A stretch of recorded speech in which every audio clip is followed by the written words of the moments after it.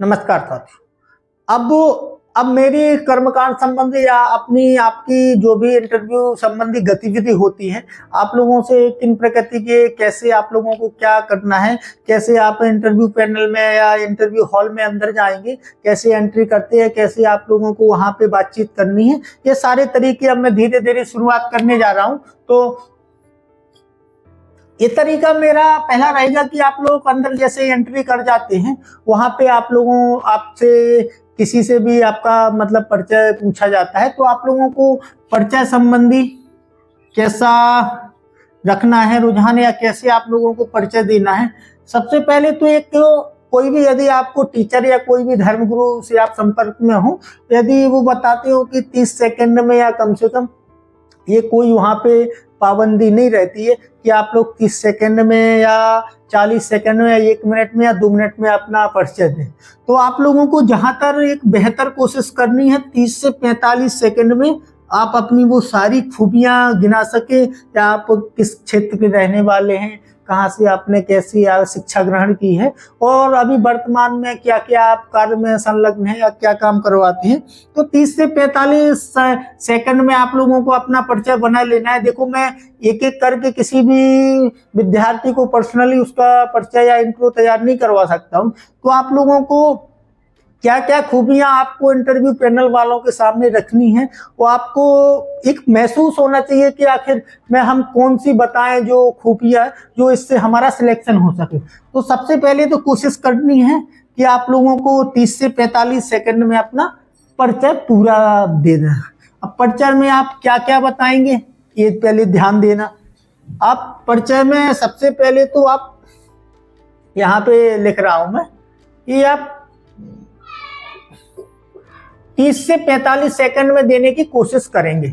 सबसे पहले आप अपना नाम प्रस्तुत करेंगे, ठीक है। दूसरे पे अपना आप पिताजी का नाम प्रस्तुत करेंगे, ठीक है।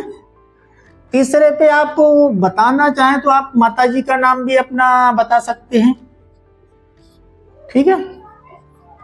यदि आप किसी जिले में रह रहे हो, ठीक है, या किसी कस्बे में रह रहे हो, तो उसमें आप लोग सबसे पहले आप अपने प्रदेश का नाम शो करेंगे, ठीक है। फिर आप अपने जिले का नाम,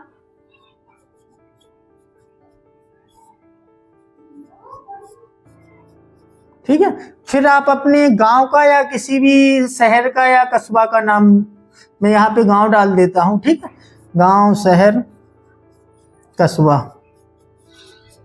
ये सारी चीजें आप लोगों को बतानी है। तो कैसे एक आप 4-5 लाइन में समझ लेना है कि इंट्रो ऐसा बना के आपको रट लेना है।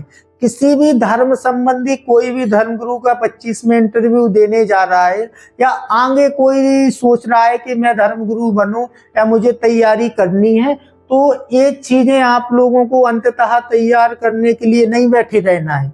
यदि मैं चाह रहा हूँ, मान लो मैं एक स्टूडेंट हूँ और मैं चाह रहा हूँ कि मुझे 2026 या 27 में धर्मगुरु की तैयारी या टेस्ट देना है या इंटरव्यू देने की संभावना बन रही है, तो मैं वह जब करूँ तैयार। तो ये चीजें आप लोगों की एक नॉर्मल कॉमन चीजें हैं, ये आप पहले से तैयार रखेंगे। मान लो कि इस बार जो दे रहा है वो तो तैयार रखेंगे, लेकिन शायद हो कि जिसका नहीं हुआ तो वो आगे भी तैयार रखे, आगे के लिए भी उसके काम आएगा। ये बहुत अच्छी तरह से आप लोगों को याद रखना है, ठीक है। अब हम लोग फिर पीछे लौटते हैं। अब इसको मैं ऊपर निशान लगा रहा हूं। आपने इतना अपना परिचय दे दिया, अब फिर आएंगे आप लोग अपनी शिक्षा पे, ठीक है। आपकी शुरुआती शिक्षा गांव से होती है या किसी गुरुकुल से होती है, कहां से होती है, ये आपको जोड़ देना है, ठीक है। फिर आप लोगों ने शास्त्री कहां से की, आचार कहां से कर रहे हैं आप या की है, ठीक है। फिर आपने कर्मकांड का डिप्लोमा कहां से किया, ये तो कंपलसरी है ही। लेकिन अब यहाँ पे एक बात आप लोगों को याद रखनी है कि जैसे यहाँ पे आप लोग ये बताते हैं, तो ये बहुत अच्छी चीज है, ये कंपलसरी है कि सब लोगों को बताना है। अब यहाँ से आगे मैं आप लोगों को जो चीज बता रहा हूँ, यदि आप किसी भी विशेष क्षेत्र में वो आप लोगों को अच्छा अनुभव प्राप्त है, तो आप अपनी वो विशेषता बता सकते हैं।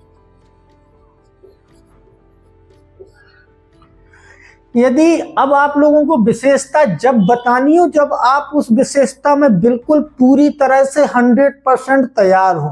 यदि इसके अलावा आप लोग कोई स्पेशलिस्ट यदि आप अपनी विशेषता बताते हैं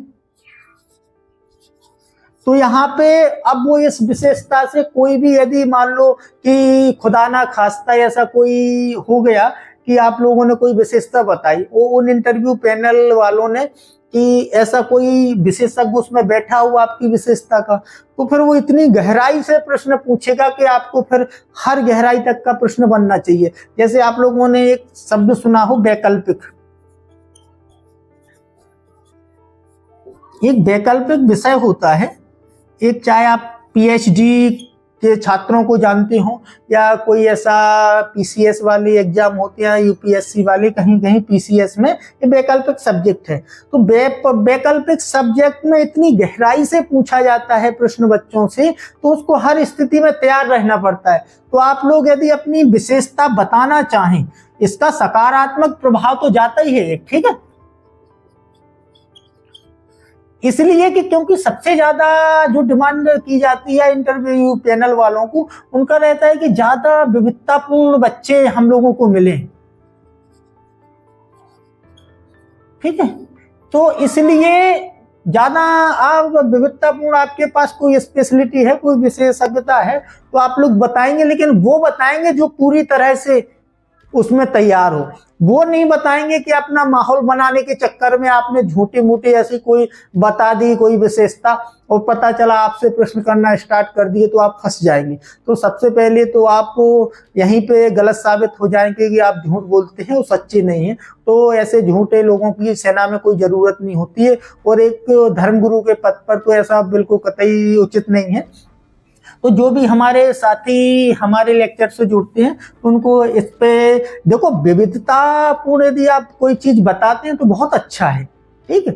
इसमें तो आपको एक प्लस पॉइंट रहता है, एक एक्स्ट्रा। जैसे किसी ने सामान्य परिचय दिया, वो आपने कोई स्पेशल वाला परिचय देते हैं तो इसमें आप प्लस पॉइंट में जाते हैं। लेकिन यदि उससे इसका एक रहता है, यदि आप निगेटिव गए तो ठीक है, आप पॉजिटिव गए तो फायदा तो होगा आपको 5 नंबर का, यदि आप निगेटिव में फंस गए तो 15 नंबर का घाटा हो जाता है इन चीजों में। तो इसलिए इनको ज्यादा ध्यान में रखकर अपनी विशेषता बतानी है। यदि आप किसी विशेषता में, अब मान लो कि आप वर्तमान में आपको संगीत आता है, ठीक है, तो संगीत में वो सारी चीजें आपको आना चाहिए कि आप वो किसी भी चीज में या किसी भी क्षेत्र में आप लोगों से पूछ सकते हैं। यदि मान लो उन लोगों ने आप लोगों के पास बोल दिया कि चलो जब आप संगीत आता है आपको तो संगीत में आप लोग कर लेते हैं, तो चलो एक गाना सुनाओ इस राग में, आइए राग कैसे भी कोई भी फिर आपने से पूछे जा सकते हैं। तो संगीत के अलावा भी है, यदि आप लोगों ने कोई और स्पेशल है तो आपको बताना है, तो याद रखना कि बहुत अच्छी तरह आप तैयार हो, नहीं तो ऐसी आप लोग ना बताएं तो उसमें कोई निगेटिव नहीं पूछ पड़ता है प्रभाव। लेकिन यदि आप लोग बताते हैं तो उसमें मैंने घाटा फायदा बता दिया है इंटरव्यू में। यदि आप लोगों ने कोई विशेषता बताई, उन लोगों ने पूछा, तो पहली बात तो आपका ऑप्शनल सब्जेक्ट है तो आपसे बनना तो चाहिए ही है, तो सब लोग आशा करते हैं। यदि नहीं बना, बनने में तो आपको 5 का फायदा होगा, यदि नहीं बनता है तो 15 नंबरों का आपको घाटा हो सकता है। तो इन चीजों में जो भी विद्यार्थी हमारे बताना चाहते हैं अपनी स्पेशलिटी, तो जरूर ध्यान रखना है कि बिल्कुल अच्छी तरह से यदि आप तैयार हो तो बताना, नहीं तो कोई जरूरी नहीं है। जितने भी आप सैंपल में बताएंगे, क्योंकि सारे नॉर्मलिटी मैंने आप लोगों से पहले बताया है कि प्रश्न वही रहते हैं। यदि आप लोगों ने कोई ज्यादा जोर दिया तो एक तो होता है कि वो पूछेंगे नहीं प्रश्न, वो समझ जाते हैं। आप लोगों को मैंने बताया था एक बात कि देखो, इंटरव्यू एक भाव का, इमोशंस का खेल है, ठीक है, ना कि ज्ञान का। उन्हें पता है कि आप लोगों ने यदि इतना रिटन पेपर पास करके आए हैं और इंटरव्यू की आप लोगों के पास क्षमता है, तो आप लोगों को ज्ञान तो होगा ही होगा।